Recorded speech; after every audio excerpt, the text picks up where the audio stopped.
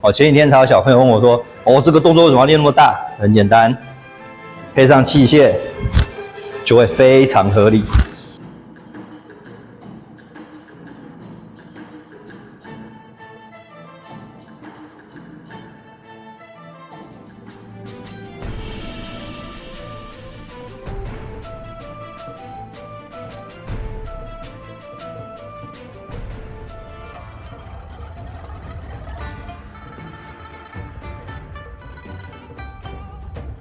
各位观众好今天我们请张老师来帮我们解释一下一个算是国术的秘诀吗？就是国术很常有所谓的借物练艺、借物练功、借兵器来练拳。那老师你觉得怎么说？大部分的国术的武术的这个套路类型不会像现在的徒手技巧一样那么的小，通常会比较大比较大一点。那这个大的目的其实就是很单纯，它就是为了承载兵器的重量在做准备所以理论上以传统武术的角度来看你的这些招法其实很多配上兵器，在现在看起来不合理的时候，就会变得很合理然后再来就是它本身给的惯性跟你的动作惯性会叠加在一起，然后你就可以借由这个惯性去把你身体上应该使用的部分应该使用的那些所谓的肌群，会重点的强调它出来。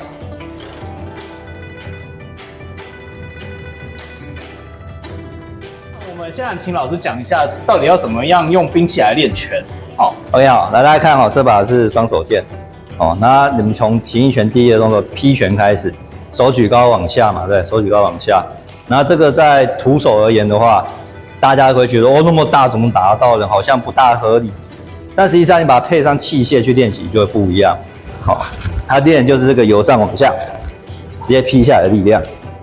例如说像崩拳这样打，蹦。前几天才有小朋友问我说，这个动作为什么要练那么大？很简单，配上器械就会非常合理。他在练的是全身的运动，而不是只是针对在那种特定的小角度的打击。他练的是肌肉的整个惯性去用，然后借由器械，它会针对强调在某些特定肌群。那所以器械的训练对我们这种传统中式而言中式武术而言的话，是一个很重要的一环。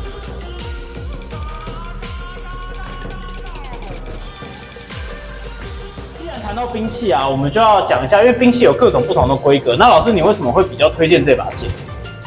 这把剑，第一个当然是我喜欢嘛，然后再来就是它其实蛮沉重的比我们目前同学在用最重的1.2公斤的日本刀还重。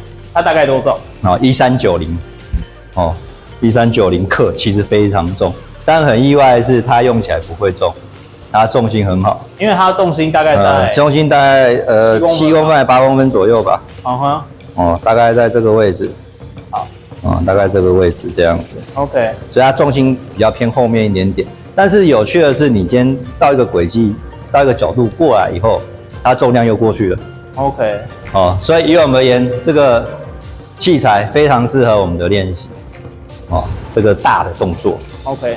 尤其是惯性的引动，你这样随便动一下，其实它的惯性就引导到你的剑端来了，它非常的清晰。那老师，我想问一下，小角度的点劈，或者是一些比如说抡圈意思说像说单手类型的动作嘛？对或者双手做点劈。可以因为它这很好用因为它重心在后方。你说双手做这没什么难度，比较难度可能是单手。单手因为它偏重，可是它一样重心偏后所以这种点的动作其实很好用，不会有什么沉重感。OK。好这一类的动作。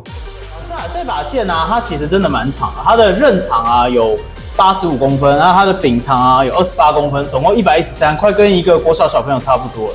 它有一些剑它因为要做长，所以会很薄，然后会弹抖。这把剑不会它硬身剑嘛。它是硬剑，那为什么硬剑有什么好处嘞？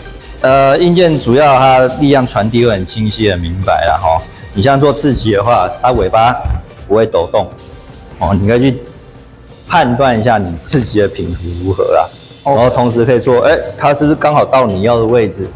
那这硬件就很好了，它就可以确认你的动作品质如何。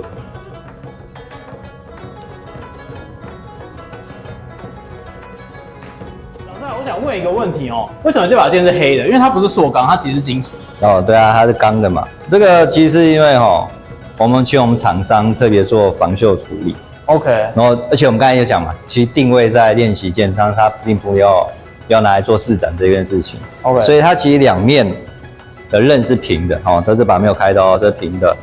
而且这边它额外在做防锈处理，很适合我们台湾的这种气候。你像大家都知道，我刀剑其实蛮多啊，我那不是开玩笑，我保养起来有够烦的，有够烦的。然后它这种的话，因为既然是练习剑，没有做试展需求，所以它整个包起来，它是一个练功的好东西。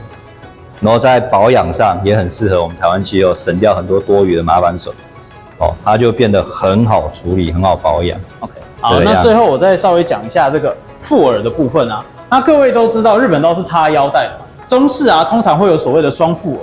那这边因为它有洞，所以它可以穿过绳子，然后再搭上平带，那就非常的中国式啊。对啊，其实而且看用心，它对啊，这厂商用看到它其实两边上下是对称的，对，所以你要两边都可以。